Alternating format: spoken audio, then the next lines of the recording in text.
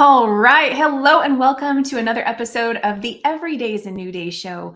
My name is Kim O'Neill, and once again, I'm so excited to be here with you and with today's guest and this very powerful, I think, beautiful conversation we're about to have. So let me just give you a heads up what we're going to be talking about today. Today, we are talking about empowering youth and overcoming hopelessness. Empowering youth and overcoming hopelessness. I love that. Before we go further, though, let's take a moment to bring our energy into the present moment by shaking off yesterday. Shake it off. Shake it off. Whatever's been weighing on you, on your mind, your heart, in your space, your energy field, your environment.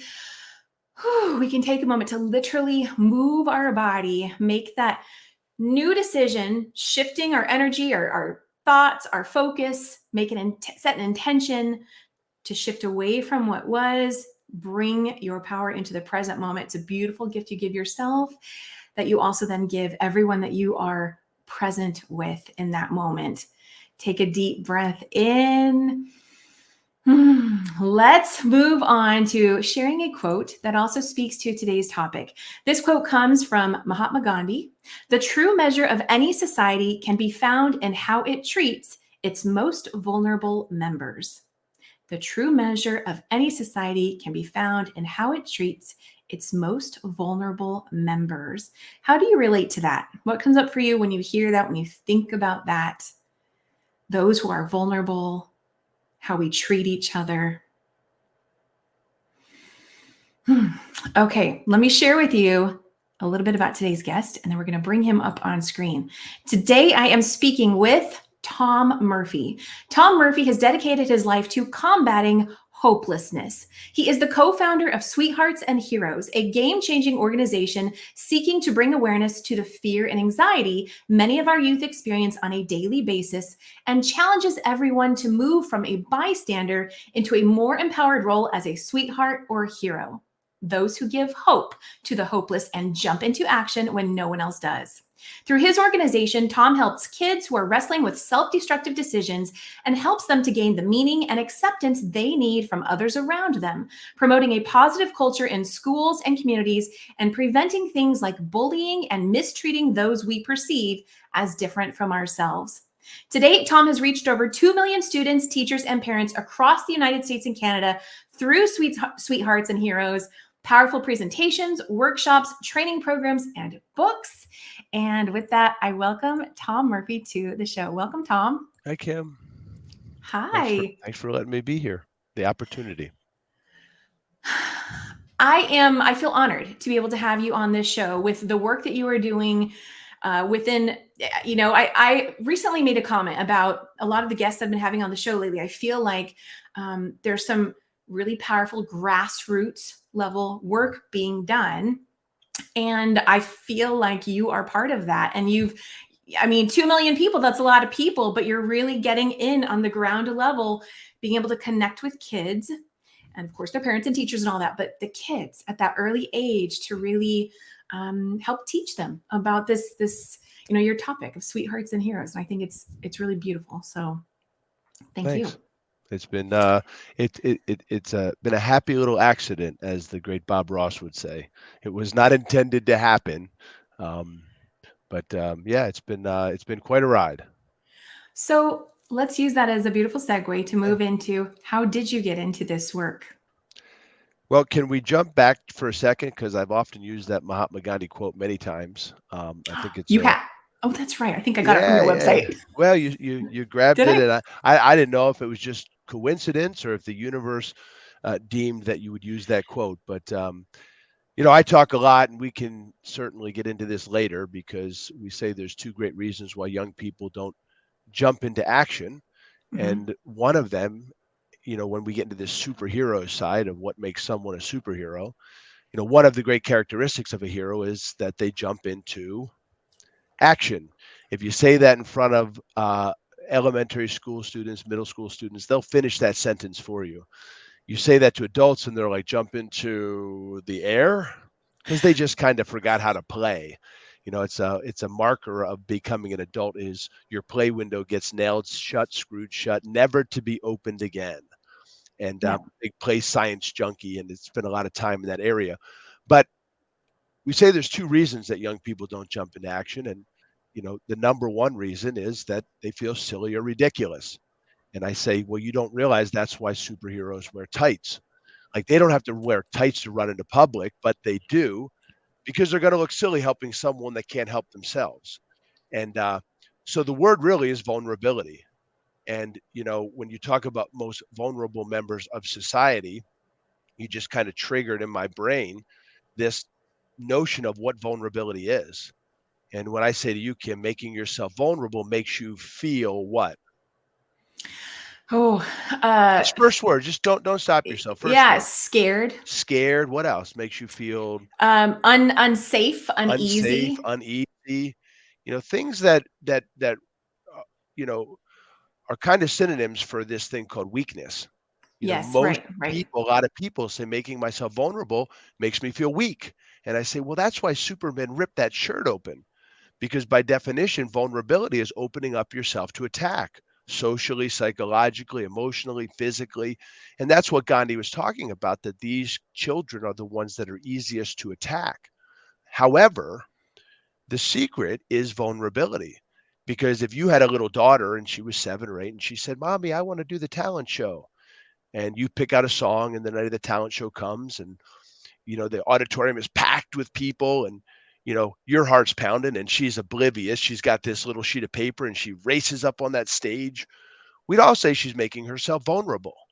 And you know people might laugh at her, she might forget her lines, but are you telling me that that little girl is weak? And none of us would. No, no, no, no, she's strong. And that's right, because vulnerability, superheroes live in the world of vulnerability. That's why they don't have a lot of friends. And so it's a really good thing to talk about with young people. And young people, little kids, have just such a wonderful opportunity because they live in this world of wonder. And unfortunately, wonder has been annihilated in children today, Hmm. because self directed, self controlled play has like done a nosedive. And, that creativity and imagination is what helps young people through difficult times. The great play scientist Stuart Brown says play is nature's greatest means for reconciling cognitive difficulties. And unfortunately, we've stripped kids of that vulnerability and that wonder and that ability to grow and build that stress response system around the things that they learn and do and play. I'm a little off track right now, and I'm probably like at the end of our conversation. But when you triggered me with this quote, and it's just a wonderful thing to talk about, how wonderful young people are. I think I learn more from young people than I think it was Chesterton that said, I've learned more in a nursery than all my years of philosophy combined. And I feel like those vulnerable kids in our society, I feel like that's at this point in my life where I've learned everything is from young Mm. people. So you probably want to know the story. I do, but I first just want to say what I hear, and this this might sound like it's going really deep, but that's how all these conversations That's all go, and right. I love it. So many adults, we have to at some point look back at our inner child Mm, and do some healing, releasing, whatever it may be. What I'm hearing through the type of work you're doing is I feel like you may potentially be you're strengthening kids in an early age where yeah. I don't know, maybe they won't even have to ever do that. Their inner child will have already been able to be bolstered and empowered and strong and move through whatever life takes them through, and they just continue to be this strong, empowered, knowing that it's okay to be vulnerable as they move through life. I mean, like, what a different world that might be if you had a bunch of Yeah. adults that didn't always have to delve back into their inner child. So that's what came to mind. Yeah, well, you're nailing kind of the end of this whole conversation first, and maybe this is good. Maybe this is good to work in reverse. When we have a whole curriculum called Braves, Braves. It's an acronym, but Okay. the reality is, Socrates said that courage was the greatest of all the virtues, Mm. because that's what you want for a child. If you're a parent, the only thing you want is for your little girl, your little boy, your little person to go out into the world and be able to order a slice of pizza by themselves, be able to Right. order a soda. As they get older, be able to stick up for themselves, be able Hmm. to stick up for other people. But courage and bravery is a skill that needs to be taught. And, when I asked you who your favorite superhero was before we started this call, you said Wonder Woman. So all your Hmm. guests now can refer to you as Wonder Woman. But, people don't understand that that's one of the most important questions on planet Earth. It's probably one of the oldest questions ever asked. And you're like, what question? Who's Hmm. your favorite superhero? And Okay. you're like, well, that's kind of silly. No, what happens is you think about yourself as a child or your own kids, and you think about them dressing up in those silly costumes and going outside and fighting trees and jumping off of picnic tables. But what were they really doing? They were practicing being brave. Oh, I And love that. it's something, human beings have always looked up to heroes for their virtues. And you get courage and bravery from your heroes. I mean, it's one of the great archetypes that Carl Jung talked about was the hero archetype. But as you get older, you take those costumes and the bed sheets and you put them away, and then you start looking up to real heroes. People like my friend Rick, people like Mm, Wayne, people like mm. the neighbor down the street that is a self-made guy that you know and so you learn your dedication, your commitment, your courage, your everything from the heroes in your life, and you replicate or model those behaviors and you work towards them. So Kim, outside of Wonder Woman, who's one of your real life heroes that you wouldn't be who you are today without? Whew. There's more than one, but I always go back to this one lady I used to work with. She's no longer alive, but her name was Sandra. Huh. What was her She was, superpower? oh gosh, her superpower was this combination of her wisdom and her, I do want to say this element of courage that was like her standing in her power. And I don't know if I just said creativity. I'm going to say creativity and standing in her power and wisdom. Hmm. She just had all of it, and it was beautiful. And she was a beautiful, bright light Huh. for all of us. Wonderful. Yeah. Thanks for sharing that. Thank you know you. Thanks. when you think, I told you there's two reasons that young people don't jump into action, but Yeah. number two is, you ready for this? And it's a little bit, Yeah. it can hurt educators feelings when I say this out loud, or even parents. I say, well, we've never really taught them what to do. Right. Right. And a lot of people will say, well, I tell my kids to stick up for kids that are different all the time. I say, oh really? And I say to parents and teachers, I say, you should try that with math sometime. And they're like, what do you mean? Oh, just explain the math problem one time and say, good luck, I'll see you at the test. That sounds ridiculous. Right. So these skills, these other human skills need to be practiced like every other great skill, not just in education, but in life. And we can't expect young people, there's no harder math equation than going into a cafeteria and sitting with a brand new to the kid to the school that stinks. That's a tough thing to do. You know how much courage that takes? You can have the courage, but if you've never practiced those skills, how do you expect them to be able to do it? So, one of the things that's, I don't want to say made us famous because we're certainly not famous, but the reason we had to turn away over 100 schools this year is because Wow. people hear about what we do. They see this magic of sweethearts and heroes, and they want us to come in to give these strategies to put them into place so that their kids can practice these real skills. And I'll give you one example and then you can jump in here. If I Hmm. were to say to you, Kim, what do you do when you catch on fire? What do you say? Stop, drop, and roll. Have you ever met a single human bef- that's ever used that? You mean actually done that? Have you ever met a single human that's ever used that skill? No. Exactly. So we teach 50 million public school students what to do when they never catch on fire. Now, I'm not making fun of fire safety, but Right. pay very close attention here. We have a generation of young people that feel like they're on fire on the inside. socially, psychologically, emotionally. When I walk up to any kid in North America and I say, "What do you do when you see someone being treated the wrong way?" They say, tell a teacher, which they're probably not going to do because that breaks pack code. You're Right. not supposed to do that.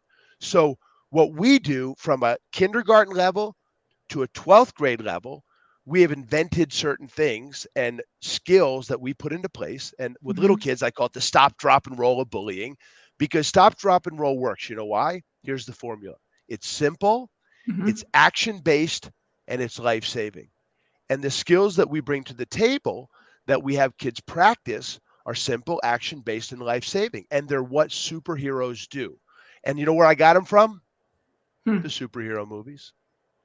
And what kid doesn't like to watch them? Right.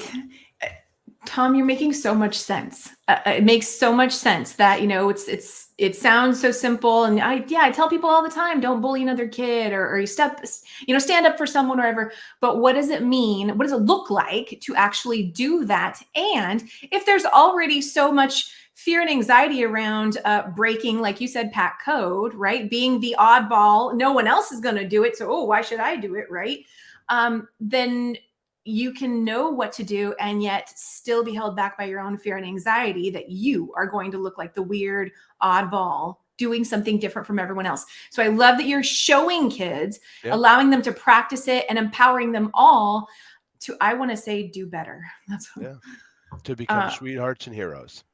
okay. So um, what do you want to answer first? Because I want to hear why you call them. Well, I know why you call them heroes. Why do you call them Yeah. sweethearts? Oh, That's what I want to know. that's a good one right there. Okay, that's a good one. You won't believe this. So this is 100% true. Um, I'm driving home. I was just at a school all day today. Driving home, I get a call from a parent. I'm going to be in Rutland, Vermont, um, next Thursday, Friday. I Okay. get 3 calls from a phone, and I don't. It doesn't leave me a message, and I'm like, I better call this back.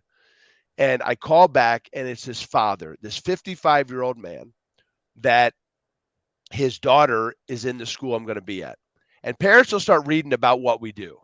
And I can't tell you how many times I've gotten calls from people. I want to talk about this sweethearts and heroes. Is the sweetheart the girl part and the heroes the, it's a lot of women will do this to me. Is the Wow. sweetheart the girl part and the hero the boy part? Because, we're not into this gender thing, Right. And I say, no, no, no, no, you misunderstood. For years, I've been getting that. And people don't get the name. And Okay. so many people have said, Tom, you got to change it. And I've heard for over a decade. I go to a school and they're like, you're from Hearts and Superheroes. I'm like, no, no, Sweethearts and Heroes. But after I tell you this, Kim, you'll never forget it. Okay. So it's really weird, this conversation, because I'm going in a reverse direction from what I normally do. Usually it's like, how did this start? What are sweethearts? What are heroes? Um, Well, uh, I will say thank you for going with yeah, the flow. And this is sometimes a pattern in my life, doing things kind of backwards. So thanks for going with it. yeah. I think it's fun. It's fun. Like sometimes you Okay. get tired of telling the same story, and you probably will tell it a little differently when you go in reverse. Yeah. So when I started talking to young people about 15 years ago. I did a crazy reality TV show, and that my sister um, applied me for. I never even Okay. watched the first season, so I didn't know anything about it. And I get on it. I'm one of 8 guys from around the world to get on this show. Anyway, it has to do with sports. A little Okay. embarrassing. I don't, I use it for my middle and high school. It's a huge hook, right? I got them Okay. all. But anyway, a lot of people would call me, "Hey, can you come talk to my kids?" Yeah, yeah, yeah. Baseball, hockey. I've worked with a very good sports psychologist for years, so I've always been great at picking up lessons from the bit. I spent 17 years in the railroad industry. Worked for a guy that took a company from a half a billion to 2 billion. And I don't say that to flex. I say that because I've got some great lessons, Yeah, and clearly. I've owned a couple businesses myself, and so I've been able to take a lot of my failures and my sports lessons, my business lessons, my schooling, which I was a horrible student until Someone taught me that life was not a talent contest, it was a strategy game. If I could take all Mm. my strategies from the sport of wrestling and apply them to academics, and I did. I trusted him, and it just changed my life forever in the world of education. It's a That's so long good. story, but Okay. I found myself talking to young people, leadership, motivation, goal setting kind of stuff. Hmm. And a buddy of mine that I wrestled with in college called me kind of in a panic and said, "Oh, Tom, this is going to answer the sweetheart question for you." He said, "I need you to do something on bullying." And I'm like, "Okay." And I can run around and act silly in front of kids. And so I just started because I'm a bit of an information hound. I like to research stuff. And so I'm like, well, I better start with this word, this blustering, quarrelsome, overbearing person who habitually intentionally badgers small, weaker people. That's what a bully is. And Okay. so that's where I started. And there's a lot in that definition we can talk about because a lot of parents like to talk about bullying. And I don't want to leave that conversation about that guy that called me. But when you ask that question, an hour ago, I was driving home and this father called me, and that's what he wanted to talk about. I didn't want to leave you hanging. Sometimes I jump tracks and you're like, That's wait a minute. okay. He was talking about one thing and now he's talking about something else. It's okay. But that's what he wanted to talk about. So it's like so like crazy that you asked me about this word. So I start my investigation. I'm learning about bullying as much as I can, consuming the data, consuming the statistics. But what I find is that in the 16th century, about 40 years after Columbus sails, the word bully was invented. And when it was invented, it meant What we know it to me. Oh, everything you. I can't read. I don't know all the no, words you just said. it meant sweetheart. What? Yeah, what? You're like, no way. But the word bully meant sweetheart. It was a very endearing term. You're going to look it up now. You're like, I don't believe this. Yeah. But it was a very endearing term. It was Wow. someone, let me explain it to you. It was someone that came into your life that would push you. So you think about it like this. You and I are on the same basketball team. I'm the team captain. You don't go to practice one day. And I'm like, I better call her. I go home. Hey, Kim, what's up? Where were you today? You weren't sick. You weren't hurt. What's going on? And you're like, I quit. I'm like, what? You're like, I'm terrible. I quit. I'm like, no, Kim, you're coming back tomorrow. I'm going to work with you. I'm going to show you some of my moves that I don't show anybody.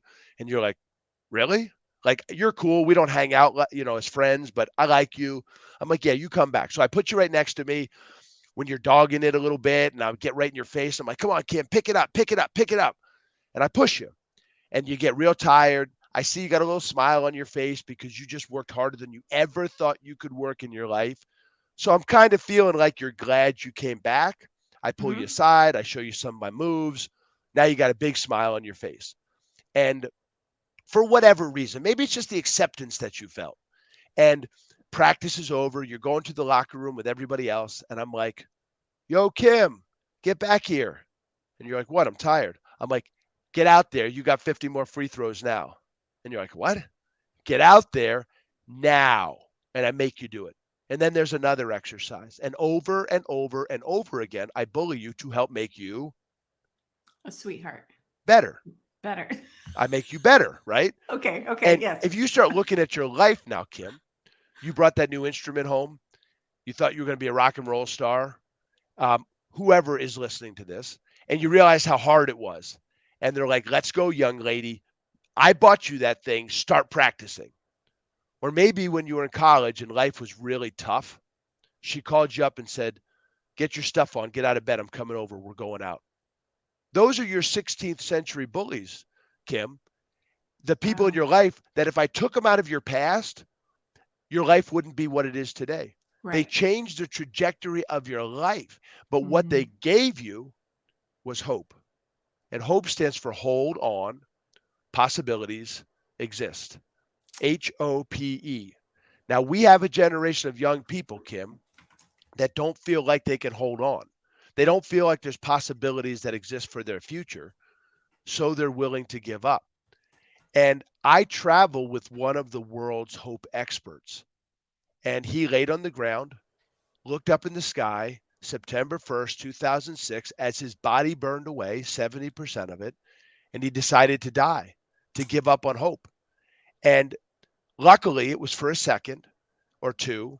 He rolled one more time, fell into a canal that he didn't know was there, put the flames out. But then he spent the next however many years, 7, 8 years, in this real hopeless state. I mean, I don't know if you can imagine losing your ears, your nose, your legs, your hands. Yeah. Um, that, but if Rick were on this call with us right now, he would tell you it's the best thing that ever happened to him, and he wouldn't change it for anything.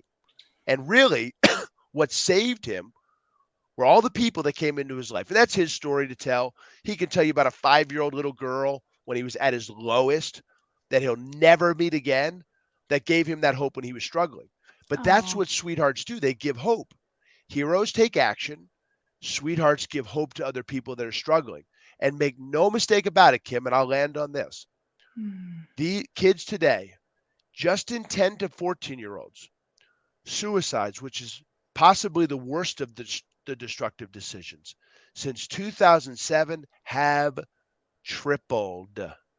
Oh my gosh. Tripled. So there's never been a generation that has struggled like this generation before, especially when it comes to that feeling of hopelessness that they have on the inside. So I said I was going to land, but let me just add one more line. My buddy called me. I wrestled with him in college. He was bigger than me, faster than me, stronger than me, older than me. He used to slap me on the face in the weight room, shove me across the wrestling room. Didn't do it to be mean to me. He saw my potential and he pushed me. So when he asked me to do this original presentation, my only plan was to play a couple of minutes of me competing, to run out and to say, the only reason, boys and girls, it was like 900 students, the only reason that I could get into that ring was because of your gym teacher, because he bullied me the right way. And Hmm. that's the reason I was able to get to become a professional athlete. I wouldn't have been there if he didn't beat the tar out of me in practice and make me better. So they're very, very special creatures, Kim, but it's a common thread that all of humanity shares. I've never met a human that can look at me and say, nope, I did this all myself. Right. Oh, wow. Well, thank you for answering that. Yeah, I definitely wasn't expecting that to be the explanation of where the term sweethearts came from. But I love that. I love how you have hope being tied into it, of course, and also just to hear a different spin on the word bully and how that factors into all of this. So, okay. So, where do we go from here? Let's Well, we let's have talk. the just so you know, we do have the modern definition. I mean, our job is to create these 16th century bullies Yeah. to kind of revive this term, which will Yeah. never really happen. That's just what we do. I mean, the word was literally changed about 100 years later after that inception of the word. And really, we found from the research that I did, we found that pimps would bully Johns for their sweethearts or their girls. And that's where we get the modern definition harasser of the week. Wow. And so that's really where we started was in the world of bullying. Okay. And, it's really morphed. And I spent a tremendous amount of time talking about empathy. It's Hmm. been nearly cut in half in the last 30 years. And over the last couple of years, we have really spent a tremendous amount of time on in this world of social and emotional health, which is Yes. really an interesting place because there's a huge divide right now in that SEL space. And a lot of people are feeling like it's this Trojan horse that everything else is being snuck into the school under the umbrella. So you could talk about empathy. We could talk about um, some of the great work that we do in that world of social and emotional health, which can be a little controversial for people. Um, I was actually gonna lean towards the empathy direction, but I love that you brought in social emotional learning and health. So yeah. let's go there for a moment. Let's how does that factor into all this? Well, I'm a traditionalist. I do know, and I follow very closely everything that goes on from Castle to um, a lot of different standards throughout the country when it comes to social emotional health. Okay. And in 2017 or so, social emotional health took a bit of a different spin into transformative social emotional health. Um, I prescribe, and I'm not saying there's not utility and value in that, but when we started this, James Comer started this in the 1960s, and it was at Yale Medical School, and they took kids from very poor communities, and they said, listen, if we can give them some of these skills that they're not getting at home, things like self-awareness. And I have this, I don't want to say argument because I'm done arguing in my life or debating. I'm here to help kids and help educators and parents, help kids. Mm-hmm. Um, and I don't know what's wrong with working on some self-awareness skills with young people. And a lot of people say that's the parent's job. That's not the school's job. Okay. And a lot of people say, well, I was an educator for 10 years, 10 years ago. I'm like, sister, you should come to school with me then and tell me with the behavior issues that have been happening the last 5 or 6 years in this country that we don't need to work on these things all the time, everywhere. We used to teach kids manners in schools, but I'm not sure what's wrong with teaching a young person to be aware of when they're pissed off, of when they're angry, of when they're, you know, upset, when they're too excited and they're about to ruin everybody's fun. So I take a very traditional approach to these core competencies when it comes to self awareness, learning how to manage those feelings, right? Old Fred Rogers used to teach us those things, right? Mm-hmm. Mm-hmm. When it comes to responsible decision making, being aware of, you know, the social awareness of other people and how you're interacting with people, and of course the crown jewel, which is relationship skills. And a lot of people say, "Well, that's not the school's job to teach." Okay, well, whose job is it to teach then? Right. Because these teachers are spending more time with your kids Yeah. than you're going to spend with them probably in your lifetime, which is probably a little over exaggerated. But kids are in school for 7, 8 hours a day. They see their parents for an hour or two. And a parent thinks that, and I'm not cutting on parents, I am a parent, but you think that because you tell your kids a couple things, it's going to really make a difference in their life. Um, we got some work to do with you, parents. I just finished a wonderful little book by Judith Rich Harris called The Nurture Assumption. It's blown Ooh. my mind because she says that kids learn things either being taught by their parents, watching their parents model things, or watching other adults or their peers. And there's another guy from University of North Carolina, Chapel Hill. His name is Dr. Russell Barkley. I would say I keep on thinking Berkeley, but I think it's Barkley. But Okay. he talks about this, and anybody should go watch some of his stuff because he says from 0 to 7 is your only chance to influence your kids. From 8 to about 15, the influence you have on your kids is like this. Yeah. After the age of what does he say? After the age of about 15, only about 6% of a parent's influence will actually affect that child. And that's what this nurture assumption is about. And people think that they have an impact on their kids. But answer me this question, Kim. An immigrant family moves in next to you. Mm-hmm. They bring a baby, right? How come that baby doesn't have an accent when it grows up? Because of the environment it's in. Because of the environment. And if it Yeah. can adapt that, what else is it adapting? She brings up this other Yeah. fascinating piece of research that people just ignore. I don't know what time period it is, 60s, 70s, 50s, I don't know. But she talks about aristocratic British young men that are carbon copies of their father. The way they stand, the way they articulate themselves, their hand motions. These kids, for the first 7 years of their lives, are raised by a nanny. Then they're shipped off to a boarding school. Maybe they spend a couple weeks with their father in their lifetime. Yeah. How do they become carbon copies of their fathers if they never see him? Wow. So but it goes further. Interesting. They go to these schools, right? And Mm-hmm. they say, okay, well, they're being taught it by the other adults. No, they're being taught it by the other children.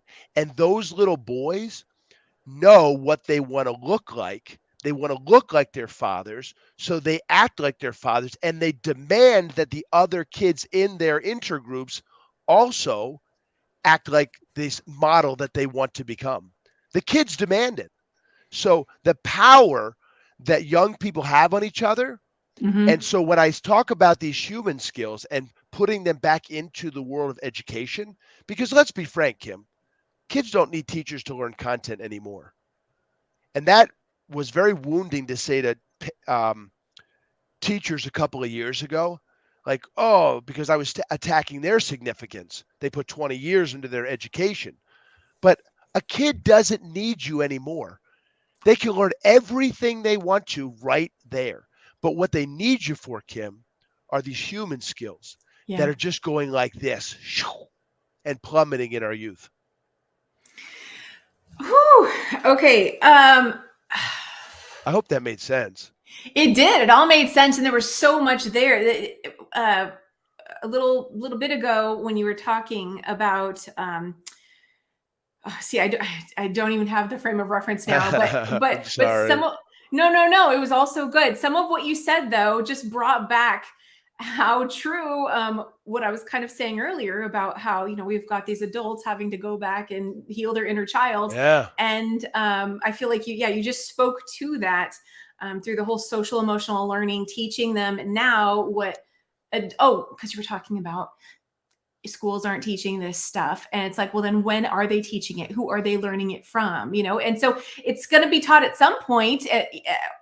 Are they going to pick up on it or not, and why not do it sooner than Yeah. later?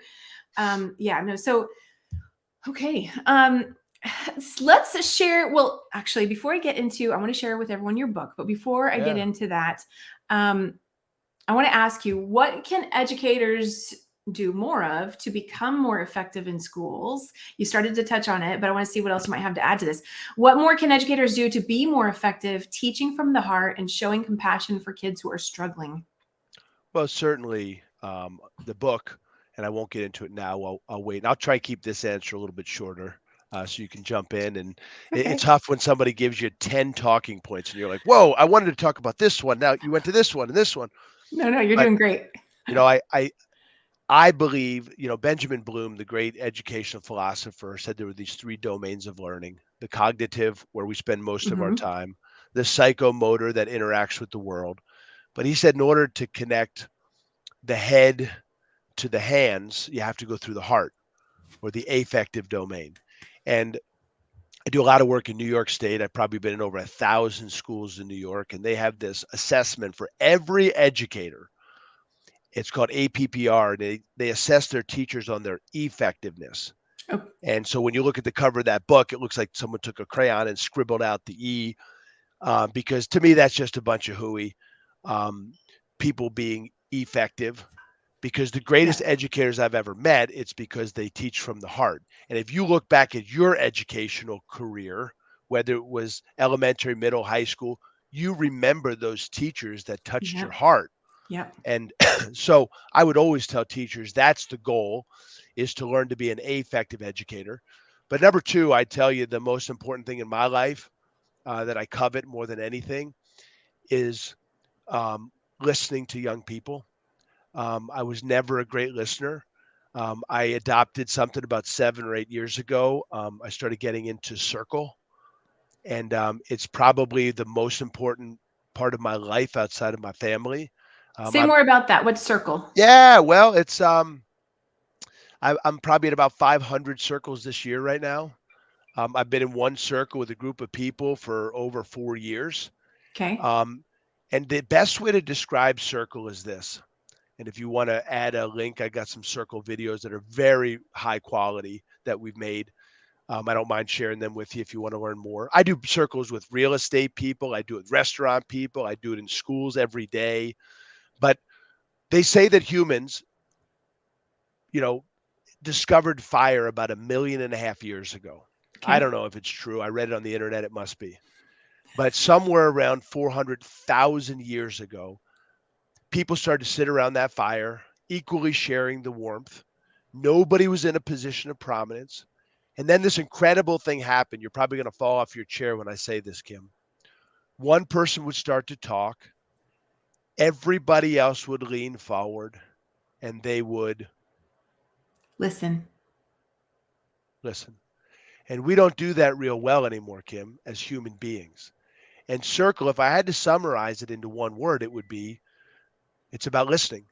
And the craziest thing is Mm. that word listen, if you flash it up on your screen and you move those letters around like a puzzle piece, you'd come up with the word silent. It's the same letters.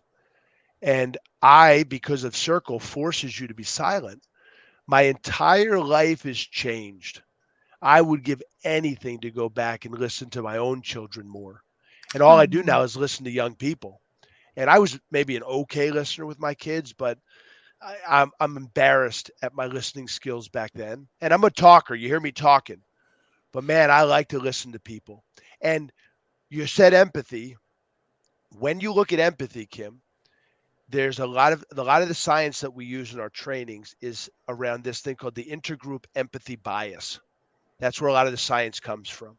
okay. And empathy is a three-stage process. And it's a little better if I give you more of an allegory or a little example. You buy a new house, you pull up, there's your new neighbor standing on the lawn. You're like, oh crap, I forgot my phone. Because the last 5 times you were like pretending to be on your phone. And you're like, oh Ah, no, sorry, lady, I'm sorry. You're just not ready for the talk yet, right? right, But right. you forgot your phone. You're like, oh, I got to bite the bullet. You get out of the car. You're like, hey, I'm Kim. And but what are you really doing? You're thinking Trump or Biden? Hmm. Fishing or hunting? Needlepoint or crochet? What you do in every relationship that you have, Kim, everyone, you take perspective. And if you look up the intergroup empathy bias, stage number one is perspective taking. So you meet someone new, you take that perspective. If you jam with them, if they're one of your people, you start hanging with them. Then you move into stage number two, which is called emotional sharing. And most of the time, those are things of joy, happiness, excitement. Oh my God, I got to tell you a story. But you'll tell other stories about your life as you're hanging out at the barbecue in your backyard. Hey, let's go for a walk. And this emotional sharing happens between the two of you. Now, neurologically, empathy is a group of circuits in the brain and neurons that fire together, wire together, and they get stronger, these pathways. And empathy is like a muscle. If you don't use it, it atrophies, it goes away, it decreases. Um, the pairing away of those neurons is just as active sometimes. Um, Mm-hmm. so, but you share a bunch of emotions with this person, with this group of people. Step number three is what a scientist named Daniel Badson coined this term empathetic concern, which really isn't empathy. It's the compassion side. And remember, compassion is the sympathetic consciousness of another's distress with the desire to alleviate it. So she pulls into the driveway. You're like, bye, kid, she's home. And you just can't wait to go hang out with her because she's awesome and your kids are driving you crazy. So you run outside. She's getting out of the car. She's got a bag of groceries and a kid. And you see she's been crying. And you're like, oh, you okay? And you put your hand on her shoulder. You grab the baby. That's empathetic concern. You Mm-hmm. are alleviating her distress. Now, teachers walk around hallways every day in this country and they say, I don't know why kids just can't be nice to each other. They're just not nice to each other. And I'm like, duh, are you kidding me? Like, you don't know why? They haven't taken time to take perspective. Kids are on a screen 9 hours a day on Mm. average, where we used to sit in front of this social engagement system where our brains were wiring as we were talking and communicating with people, and those circuits of empathy were growing. So they don't take perspective at the rate that they did just 30 years ago. They don't take time to have emotional sharing, and there's really not a lot of empathetic concern that comes out of that. So when you look at Circle and kids are locked into it and you make it super fun, but once you get into Circle, especially on a regular basis, there's a ton of perspective taking all the time based on the questions that you use. There's always emotional sharing. And that leads into empathetic concern. And I'll do one circle with a group of people and they will beg us to come back. We need more of this. We need more of this, because they see all those components, and it creates this environment where empathy can grow. It's not some weird new age thing. It's something that has been happening for 400,000 years. I'm wondering, do you go into a school, do your presentations, maybe you do circle there or whatever, but then when you leave, the schools now continue whatever it is you brought in? Like, does that happen? Is there Yeah, something? yeah, yeah. We have programs where we go back for 6 weeks or so. We have Okay. some schools that run a class of ours. Oh, good. And they do it with. We have one school that had started with 12 kids. The principal called me about a week ago and said, "Tom, this is 3 or 4 years later now." He said, "We have 80 kids trying to get into this class now." And so we have a full curriculum. Um, and then that's our biggest problem right now is we're so small. I feel like we're a startup, but we're at 15 years now. Wow. We just can't find enough people to work with us to do this work because it's tough. It's a grind. This is not something we'll have some digital, we have some digital stuff that's more for teachers, but this is something you got to put your boots on and you got to get on the ground. You got to get face to face with kids. Giving a kid a lesson from Second Step, which I'm not, slamming. Right. There's other great programs out there, but just giving a kid a lesson where they're clicking a bunch of stuff and talking about self-awareness and self-management, like, like, no, that's not how humans have evolved for millions of years, and we changed it like that.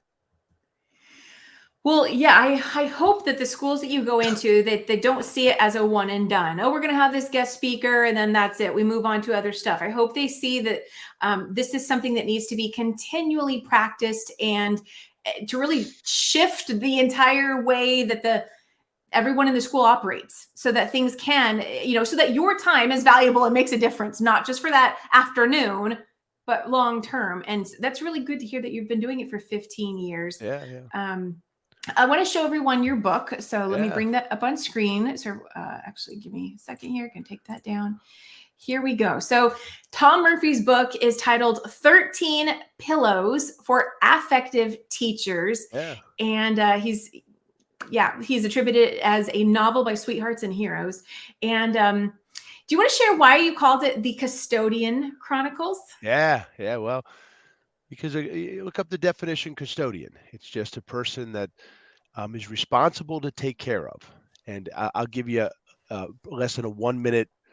I won't make it. Don't read the prologue first. Do not read the epilogue until the end, or you'll ruin something for yourself. So I tell Okay. people don't do that because you'll be unhappy. So every page is a true story, Kim.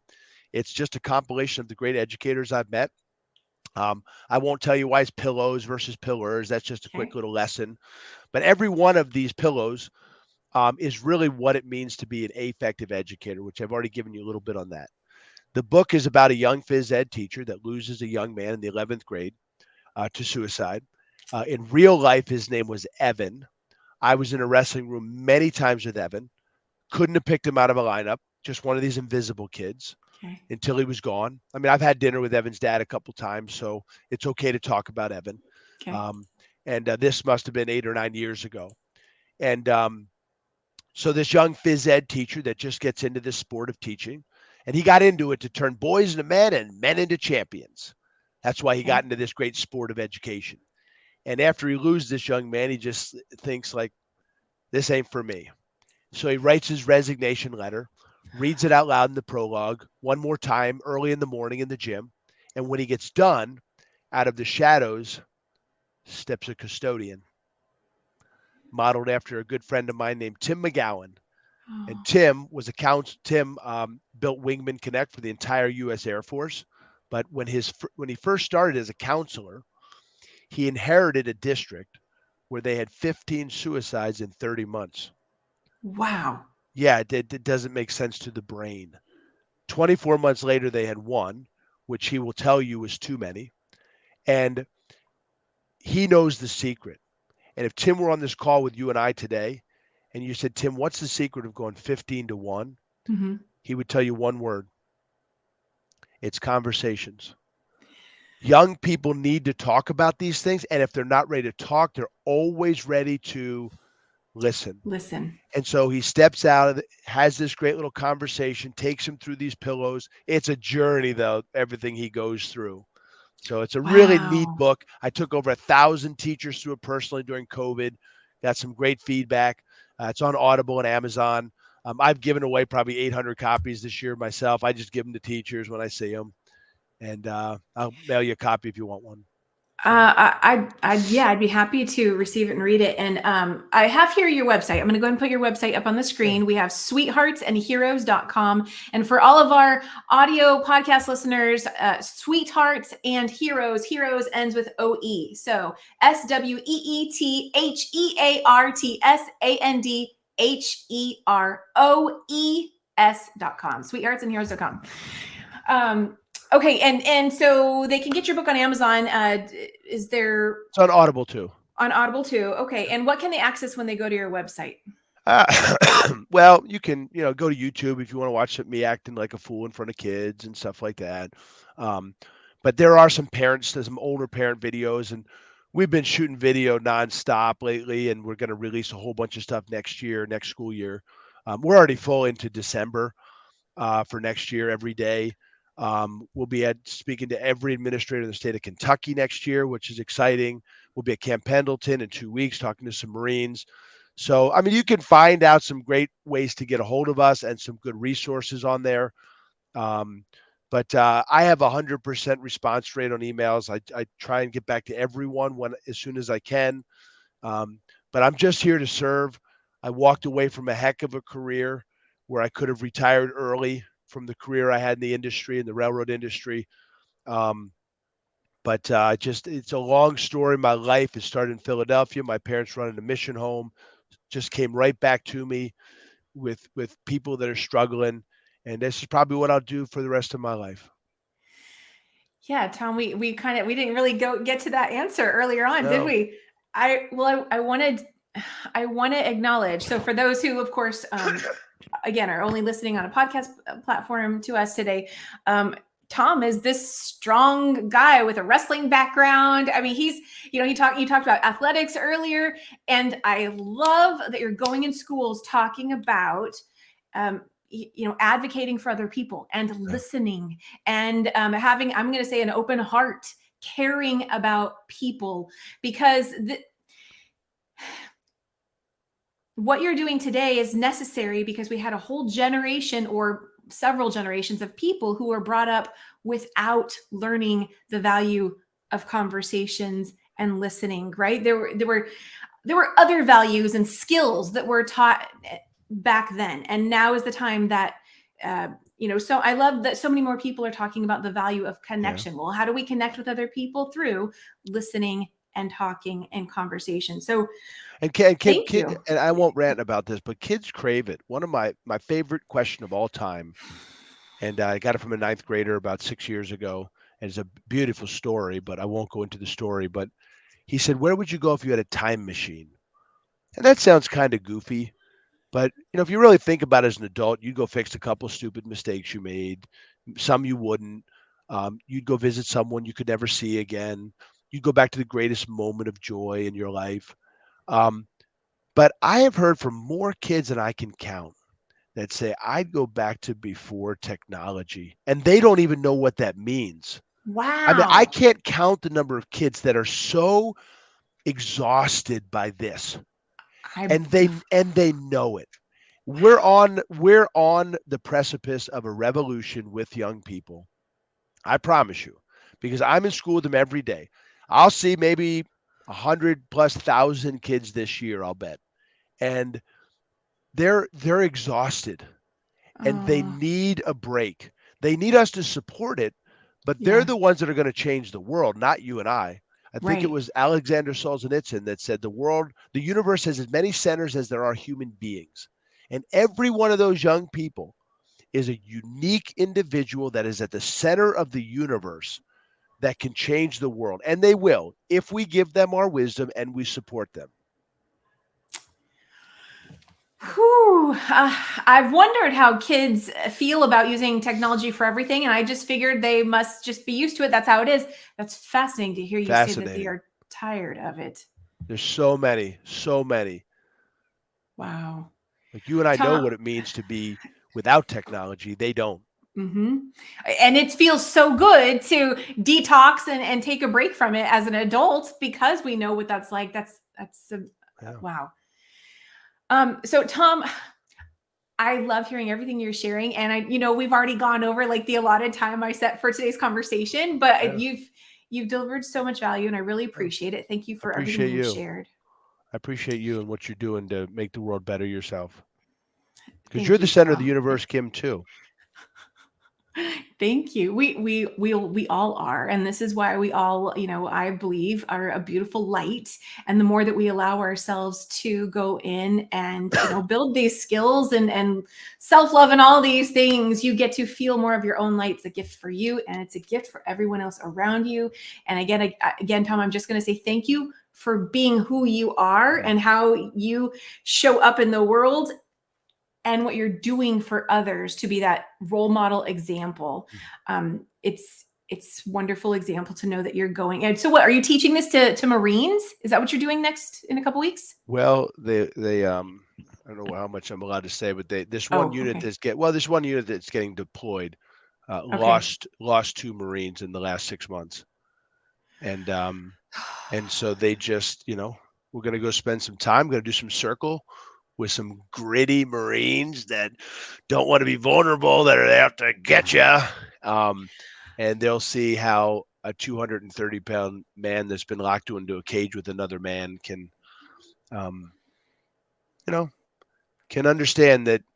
I like to tell people all the time, I think it was the great Fred Rogers that said, God, I wish I had this quote memorized, but he said something to the effect of, um, people have said for years, that I'm uncomfortable when you cry, but what you're really saying is I'm too uncomfortable myself, when people right, should be saying, um, I'll be there with you. And the reality is, there are times you got to be tough. If your village gets raided, you got to get in there and fight, buddy. It's not a great time to sit down for a good cry. But after that happens and your grandma was a casualty, it's probably a really good thing to let that emotion out. If yep, not, you know what you're going to turn into? A monster. yes, And you're going to take it out on other people yep. because it's been locked in there. And I think it was Edgar Allan Poe said the scariest monsters are the ones that live deep within our soul. And we put those monsters there most of the time. And if as men and women are just better at it, knew how to let some of those emotions um, manifest, I guess that's the way to say it, at the Mhm. appropriate time, maybe we wouldn't have so much anger and hatred out there. Yeah, thank you for adding all that. So many conversations that I've been having with guests this year, they're just all similar and they're all flowing into each other. So if you are listening to today's conversation and you want more of this, just continue to watch the others because they're all talking about feeling your. I mean, it's all about feeling your feelings and getting more acclimated with being who you are and feeling what shows up because it all serves a purpose. And I'm going to go back to what you're talking about at the beginning about vulnerability perceived as weakness. And yet that's actually a word that also speaks to your greatest strength Yeah. of showing up as who you authentically are. So Tom, thank you so much for being here today. I'm going Thank to you, Kim. remind everyone where they can go to connect with you. They can go to sweetheartsandheroes.com. And of course, they can also get access to your book on Amazon and, of course, Audible. We'll show that one more time on screen so everyone can see it again. 13 Pillows for Affective Teachers. And Tom, I will ask. You shared so much today? Thank you. Do you have Yeah. any final words you'd like to say before we say goodbye? Um, I don't know. Maybe let me think of a good one. Um, those who are hardest to love are the ones that need it the most. Oh, Socrates said that. So I that's a like that great. one. Beautiful. Wonderful way to close out. Okay, Tom, again, thank you so much for being here today. Yeah. Thank you, Kim. Absolutely. So I'm just going to go ahead and drop you back down into the lobby while I close up the show, and I'll see you again very soon here. Oh my goodness. What are you taking away from today's conversation? I want to go back to something Tom shared earlier. I love this acronym, HOPE, hold on, possibilities exist. This is another theme that's been coming up in a lot of shows this year. HOPE, hold on, possibilities exist. You know, there have been times where I've heard people say like, oh, hope, like you don't hope, right? Like, let's move beyond hope. No. There is always hope. Sometimes that may feel like that's all you have left. And I want to say there is always, always hope. Hold on, possibilities exist.